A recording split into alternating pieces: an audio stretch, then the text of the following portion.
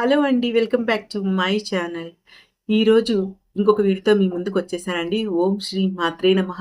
ఒక పుష్పం వికసించడంలో ఉన్నటువంటి మృదుత్వం, తారలను మించిన తేజస్సు, అమ్మ అందాన్ని ఎంత పొగిడినా కూడా ఇంకా మిగిలే ఉంటుందండి. అంత అద్భుతం అమ్మ యొక్క సౌందర్యం. అమ్మ సౌందర్యాన్ని మన మనసులో ధ్యానించుకున్నప్పుడు అమ్మ యొక్క రూపమంతా కూడా మనకి స్పష్టంగా కనిపిస్తుందండి.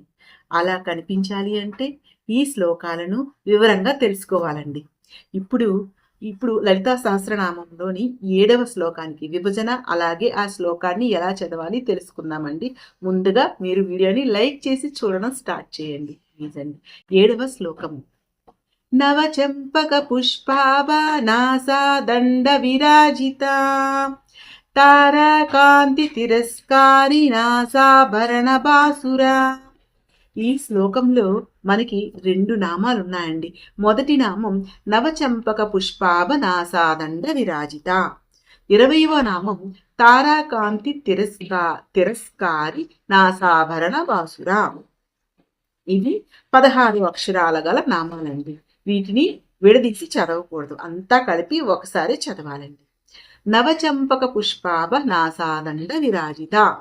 నవ అంటే అప్పుడే వికసిస్తున్నటువంటి, చంపక సంపంగి పుష్పము, పుష్పాభ అంటే ఆ పుష్పము లాంటి కాంతితో, నాసాదండ నాసిక యొక్క మధ్య భాగము, విరాజిత ప్రకాశించుతుంది.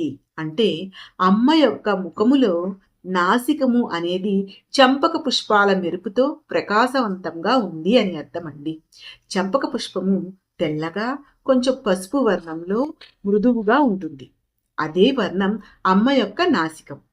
4వ శ్లోకంలో చంపకాశోక పున్నాగ సౌగంధికల సత్కచ. ఆ నామంలో అమ్మవారి యొక్క కురుల సౌందర్యాన్ని ఆ చంపక పుష్పాల పరిమళాలతో పోల్చాం కదండి. ఈ నామంలో అమ్మవారి యొక్క ముక్కును ఆ చంపక పుష్పాల యొక్క రంగుతో, ఆ మృదుత్వంతో పోల్చారండి. ఇంకా చెప్పాలి అంటే ఆ సంపంగి పుష్పానికి కాడ దగ్గర ఉన్నటువంటి ఆకారంలో అమ్మ యొక్క ముక్కు భాగం ఉంది అని తెలియజేస్తున్నారండి. ఇక్కడ ఏం చెప్తున్నారంటే అమ్మ యొక్క నాసికానికి సంపంగి పువ్వు ఎలా పోల్చారు అనేది ఈ నామంలో వివరించారనమాట. ఇంకా చెప్పాలి అంటే ఈ నాసాదండ అనేది మనం ఎలా గమనించవచ్చు అంటే ముక్కు యొక్క పై భాగం ఎత్తుగా కనిపిస్తుంది కదండి. ఆ భాగం, ఈ భాగం, ఈ 2 కళ్ళ మధ్య నుంచి ముక్కు చివరి వరకు చూసినట్లయితే ఒక ఆకారాన్ని ఇస్తుంది కదండి. మధ్యలో ఉన్న ఎముక లాంటి నిర్మాణం అదే ముక్కు యొక్క సౌందర్యాన్ని, ఆకృతిని నిర్ణయిస్తుందండి. అలా అమ్మవారి యొక్క ముక్కు అనేది ఒక వెదురు కర్రలాగా సూటిగా ఉందంట. అమ్మ యొక్క నాసికము అనేది నవచంపక పుష్పాల ప్రకాశంతో నాజుగ్గా సున్నితంగా ఉందంట. అమ్మ రూప సౌందర్యంలో దానిని ఒక శరీర భాగంగా మాత్రమే చూడకూడదండి. అది ఒక శక్తివంతమైనటువంటి కేంద్రం. శ్వాస అనేది ప్రాణానికి ద్వారం లాంటిది. అంటే మనం తీసుకునే ప్రాణవాయువు ఆమె ముక్కు రంధ్రాల ద్వారా లోపలికి ప్రవేశిస్తుంది. అలానే ఉచ్ఛ్వాస నిశ్వాసలు జరిగేది కూడా ఆ ముక్కు ద్వారా. అలా ఆ చంపక పుష్పాల యొక్క వర్ణము మెరుపుతో ప్రకాశవంతంగా అమ్మ యొక్క నాసికం అనేది ఉంది. తర్వాత నామము తారాకాంతి తిరస్కారి నాసాభరణ బాసురా. తారాకాంతి ఆ నక్షత్రాల ప్రకాశమును తిరస్కరించినటువంటి నాసాభరణము అంటే ముక్కుకు అలంకరించినటువంటి ఆభరణముతో, బాసురా అంటే ప్రకాశించుతున్న తల్లి. అమ్మ ధరించినటువంటి ముక్కు పుడక యొక్క కాంతి ఆ నక్షత్రాల వెలుగుని మించినటువంటి కాంతితో ప్రకాశవంతంగా ఉంది అని అర్థమండి. ఇంకా చిరునవ్వుతో ఉన్నటువంటి అమ్మ ముఖములో ఆ ముక్కు పుడక యొక్క మెరుపు ఆకాశంలో ఉన్నటువంటి తారల కాంతి కంటే ఎక్కువగా ఉంది. తార అంటే ఖగోళ నక్షత్రాలు. అవి స్వయం ప్రకాశకాలు. సొంత కాంతి ఉంటుంది వాటికి. మన కళ్ళకు నిరంతరం కనిపించే ప్రకృతిలో ఓ అద్భుతం ఉంది. ఎన్ని బాధలు ఉన్నా కూడా ఒక్కసారి ఆకాశము, ఆ చందమామ, నక్షత్రాన్ని చూస్తే మనసుకి ఎంతో హాయిగా అనిపిస్తుంది మనకి. ఆ నీలాకాశంలోని చిమ్మ చీకటిలో మెరుస్తున్నటువంటి ఆ నక్షత్రాల వెలుగు అంత అందంగా ఉంటుంది. పక్కనే చందమామ అలా చూస్తూనే ఉండిపోతాం మనం. అవి మన హృదయాన్ని హాయిగా కనిపిస్తాయి మన హృదయానికి. మరి వాటి వాటి కాంతిని మించినదిగా అమ్మ యొక్క నాసాభరణము. అంటే అమ్మ యొక్క ముక్కు పుడక ఉంది అంటే అంటే మీరే అర్థం చేసుకోండి. ఆ ఖగోళ కాంతి కంటే గొప్పది. ఆ వెలుగుతో అమ్మ ఇంకా అందంగా కనిపిస్తుంది అని అర్థమండి. ఈ భౌతిక లోక ప్రకాశము ఎలా ఏది కూడా అమ్మవారి ఆభరణం ముందు సరిపోదంట. అమ్మవారి మొహం అలా ఉందంట. అమ్మవారి ముక్కు పుడకను వర్ణిస్తూ వివిధ పురాణాలలో వివిధ రకాలుగా చెప్పారు.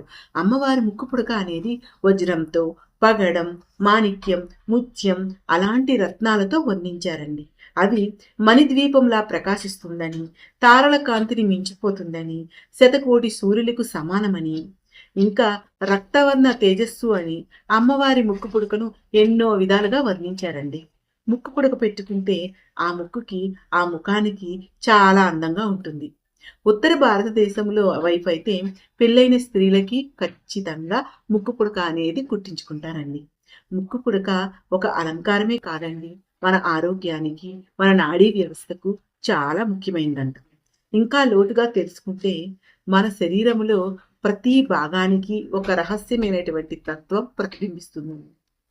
అలా శ్వాస అనేది చాలా ముఖ్యం. శ్వాస ఉంటేనే ప్రాణం ఉన్న శరీరం కదండి. ప్రాణం లేకుండా శరీరం శూన్యం. ప్రాణశక్తి ప్రవేశించే ద్వారం మన శరీరంలో ఉన్నటువంటి అత్యంత సున్నితమైన మార్గం, అదే నాసిక.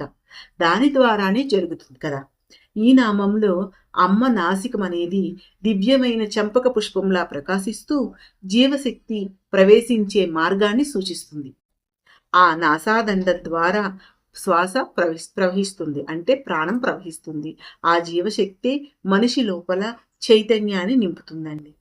ఇదంతా కూడా ఎప్పుడు సాధ్యమవుతుంది అంటే మనం మన ధ్యాసను శ్వాస మీదుగా అమ్మ రూపాన్ని ధ్యానించినప్పుడు మాత్రమే. అలా నాసికం ద్వారా శ్వాస అంతర మనస్సులో శక్తిని ప్రవహింపజేసే ద్వారమని అర్థమండి.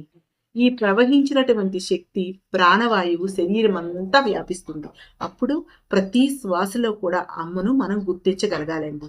ఇంకా అమ్మవారి నాసాభరణం అనేది రాత్రి తారల ప్రకాశాన్ని కూడా మసకబారేంత తేజోవంతంగా ఉందంట. అంటే అమ్మ రూపంలో ప్రతి చిన్న భాగం కూడా అద్భుతమైనటువంటి ధ్యాన తేజస్సుతో నిండి ఉందండి.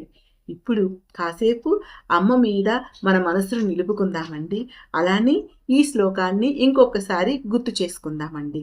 ముందు నామాలలో చంపక పుష్పాలలో ఉన్నటువంటి సువాసనను తెలుసుకున్నాము. ఈ నామంలో అమ్మ యొక్క ముక్కు నవచంపక పుష్పాల వర్ణంతో ఎంతో అందంగా, మనోహరంగా, ప్రకాశవంతంగా మెరిసిపోతుంది. ఇంకా అమ్మని చూడగానే మనకి అష్టమి చంద్రుని కాంతులతో మెరిసిపోతున్నటువంటి నుదురు భాగం కనిపిస్తుంది. అయితే ఈ నాసాభరణం అదే అండి అమ్మవారి ముక్కు పుడక. ఆ నక్షత్ర కాంతిని తలదన్నేలా ఉందంట. అలా మన ధ్యాసను మన రెండు కళ్ళ మధ్య నుంచి కూడా క్రిందకి చూస్తే అక్కడ ఒక చిన్న రత్నంలా మెరుస్తున్నటువంటి అమ్మవారి ముక్కు పుడక యొక్క తేజస్సును గమనించవచ్చండి. సహస్రనామాల్లోని 7వ శ్లోకం యొక్క పద విభజన అలాగో వివరణ అండి. మీకు నచ్చింది అనుకుంటున్నాను. ప్లీజ్ అండి వీడియోని లైక్ చేయండి. మళ్ళీ రేపు ఇంకొక శ్లోక వివరణతో వస్తానండి. ప్లీజ్ అండి నా ఛానల్ని సబ్స్క్రైబ్ చేసుకోండి. ఓం శ్రీ మాత్రే నమః.